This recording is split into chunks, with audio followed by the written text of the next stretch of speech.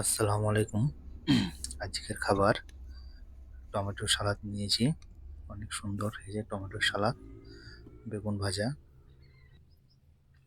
ছোট মাছ আলু দিয়ে, নদীর ছোট মাছ, আর আছে যে ডিম ভুনা, কি সুন্দর কালার, দারুণ হয়েছে ডিম ভুনা। আর আছে আলু ও শিমের ভাজি।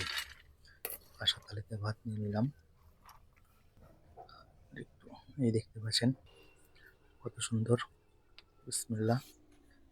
ও, দারুণ হয়েছে। ডিমটা দেখেন, সেই স্বাদ, অনেক সুন্দর লাগছে। এই যে পেঁয়াজ, সালাদের পেঁয়াজ সালাদ দিয়ে একবার টেস্ট করি। ও, টমেটোর সালাদ সেই লাগছে। বেগুন ভাজাটা দেখেন।